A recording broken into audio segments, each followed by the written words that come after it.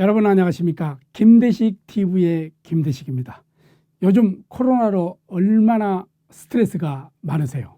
그래서 오늘은 김대식 TV에서 일본의 대마도부터 일본 전 국토를 한번 여행하도록 하겠습니다. 오늘은 우리나라와 부산과 가장 가까운 일본의 땅 대마도에 대해 알아보고 일본 대마도로 여행을 떠나볼까 합니다. 일본어로 스시마라 부르죠. 여러분 이 노래 들어보셨죠? 하와이는 미국 땅, 대마도는 일본 땅, 독도는 우리 땅.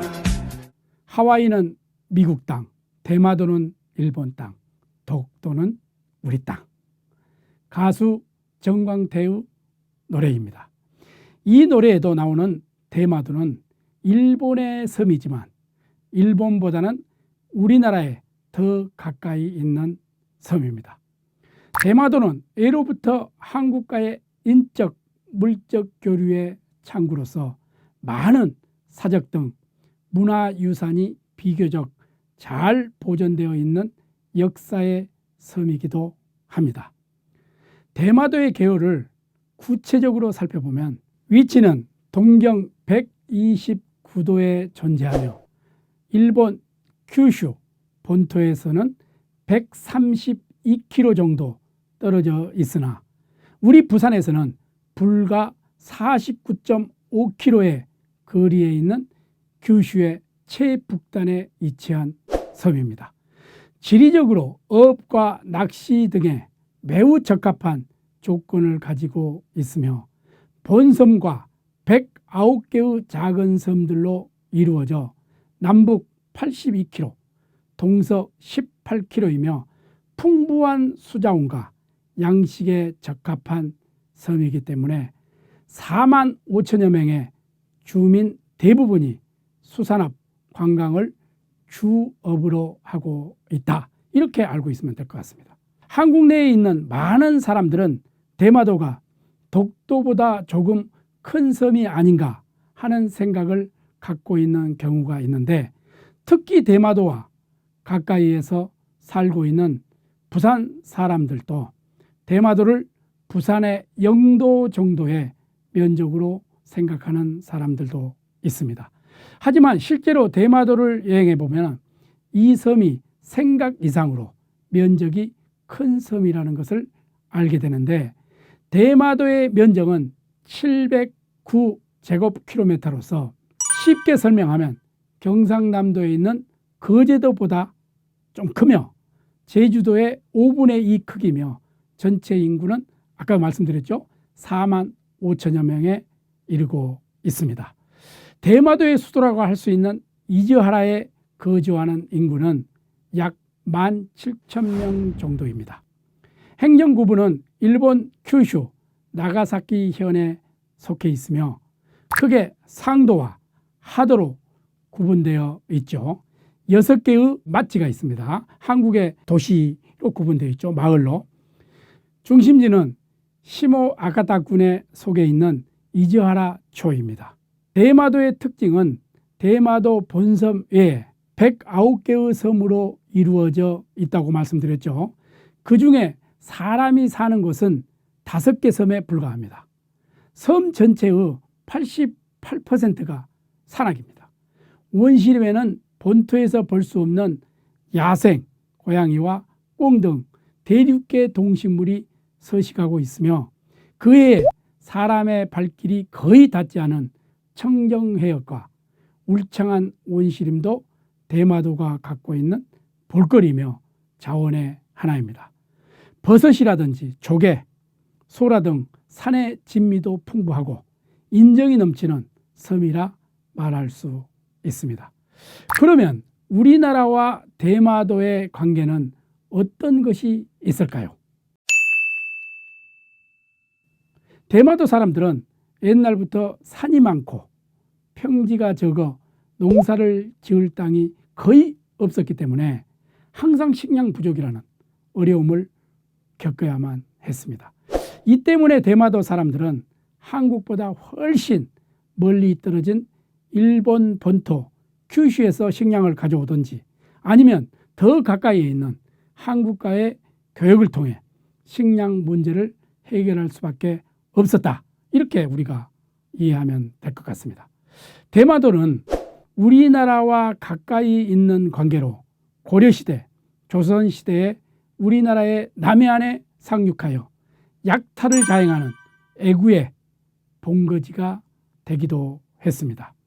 삼국시대에 신라를 괴롭혔던 것도 고려 말기에 큰 피해를 주었던 애구의 본거지도 바로 이 대마도다. 이렇게 우리가 알고 있으면 될 것 같습니다.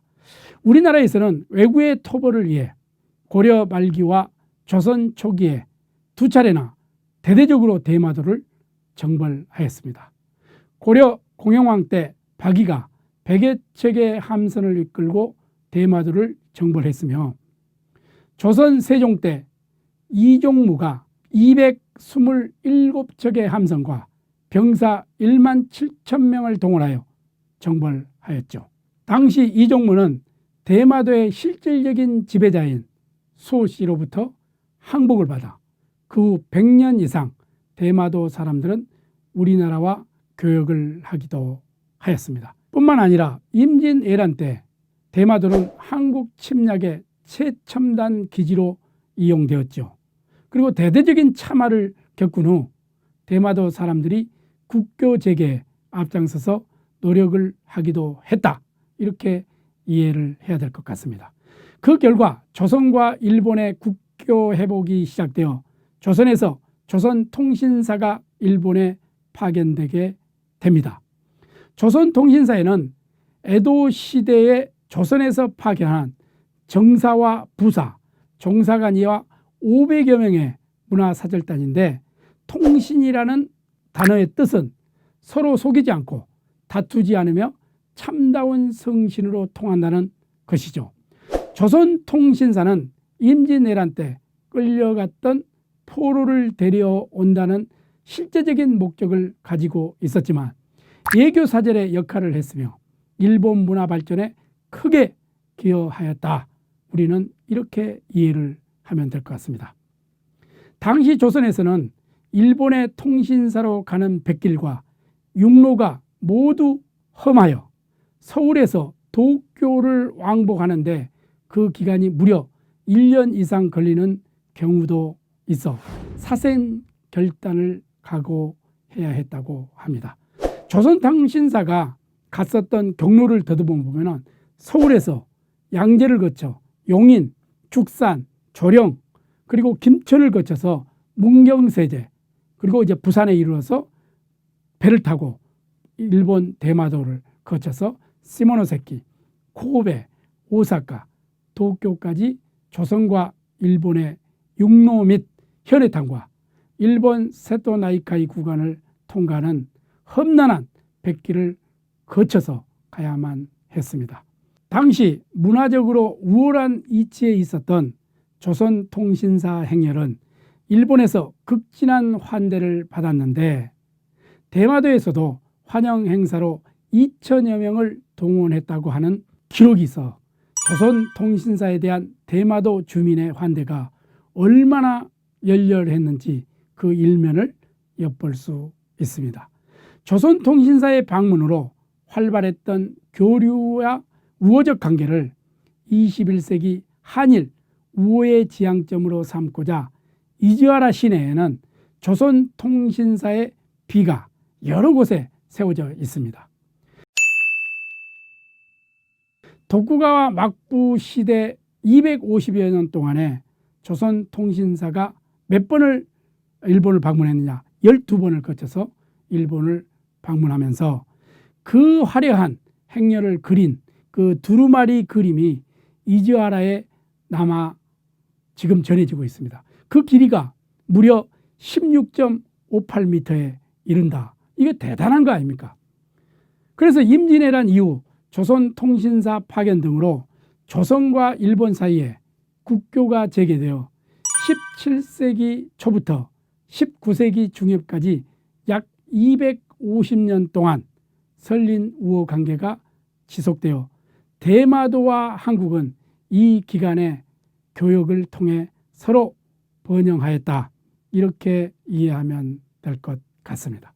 그러나 해방 이후 약 50년 동안 대마도는 한국인에게 거의 잊혀진 섬이나 다름없었죠. 쾌속선로는 1시간 정도면 갈 수 있는 거리지만 한국과 대마도를 잇는 직접 교통로는 두절되어 있었죠. 대마도의 정치, 경제, 문화의 중심지로 옛날부터 대륙의 문물을 받아들이는 관문 역할을 했던 대마도의 이즈하라에서는 매년 개최되는 축제가 하나 있습니다. 그것을 아리랑 축제 행사라고 했죠. 더욱 풍성하게 꾸며져 통신사 행렬, 재연 등에 그쳤던 아리랑 축제가 부산 미술협회와 스시마 미술협회의 교류전이 선을 보이게 되어 또한 사진 교류전 이런 다양한 축제 프로그램이 선보였다. 이렇게 이제 알고 있으면 됩니다. 지금은 아리랑 축제의 이름을 빼고 이즈하라 축제로 이렇게 바뀌었죠. 좀 안타깝습니다. 그리고 이제 한국 춤 이런 동인 춤패 여러 가지가 수년 전부터 이 축제에 초대받아 우리나라의 화려한 부채춤과 무속춤의 정수, 살풀이춤, 천지를 일깨우는 북춤과 삼고무 등이 선보이고 있다. 이렇게 알고 있으면 될 것 같습니다. 대마도 사람들은 교통과 통신기관이 발달에 힘입어 국경이라는 관념이 사라지고 있는 이때에 밀접한 관계를 유지하면서 서로 간의 문화, 경제 교류를 통해 함께 번영하는 방법을 찾고 있습니다. 이 코로나19 때문에 대마도 주민들은 한국인 관광객이 뚝 끊겼죠.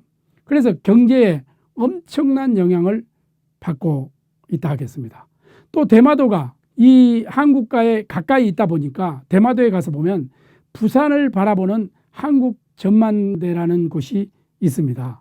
한국 전망대는 한국의 이미지를 담아 만든 그 팔각정 건축물로 그 계획 단계부터 완성까지 한국산 재료를 구입해서 한국 전문가를 또 초청하죠. 그래서 철저히 한국식 양식으로 지어졌다. 이렇게 이해하면 될 것 같습니다. 이 한국 전망대에서 올라가서 보면요. 날씨가 좋은 날에는요. 불과 49km밖에 떨어져 있지 않는 부산과 거제도의 윤곽이 흐릿하게나마 보입니다. 또 특히 캄캄한 밤에는요. 부산의 야경 불빛이 확연히 보입니다. 그렇지 않겠어요? 거기는 시골이고 여기는 이 화려한 다운타운 도심이기 때문에 부산의 마린시티 이런 부분은 아주 아름답게 보입니다. 또 대마도에서 본 부산 야경 이런 사진 등이 자주 일본에 소개가 되죠. 그래서 대마도에서는 이런 사진, 부산의 이런 풍경은 아주 꽤 낯익은 풍경이 되었습니다. 한국 전망대 앞에는 일본 항공자위대 레이더 기지가 있습니다. 최첨단 군사 시설이 들어서 있죠. 그 너머로 멀리 있는 한국을 바라다보는 이 구조로 이렇게 되어 있습니다. 한국 전망대 바로 옆에 자연석 돌로 조선국 역관사 위령비가 건립되어 있습니다. 1703년 음력 2월 5일 108명의 역관사들을 태운 배가 아침에 부산에서 대마도를 향해 출항했지만 급변한 날씨 때문에 이 항구를 목전에 두고 조난당해 배에 탔던 전원이 사망하는 해난 사고가 일어나는데 사고의 역사적 배경이 설린 우호를 바탕으로 국제교류에 있음을 감안하여 한국과 일본의 민간인이 힘을 합쳐 1991년 3월 20일 조선국 역관사 위령비를 건립하였죠. 혹 대마도에 다녀오신 분들도 계시지만 만약 대마도에 가신다면 꼭 한번 들러보시기 바랍니다. 오늘은 여기까지 하겠습니다. 다음 시간에는요. 대마도 하면 빼놓을 수 없는 사람이 있죠. 아메노모리 호슈입니다. 아메노모리 호슈에 대해 알아보도록 하겠습니다. 끝까지 시청해 주셔서 감사합니다.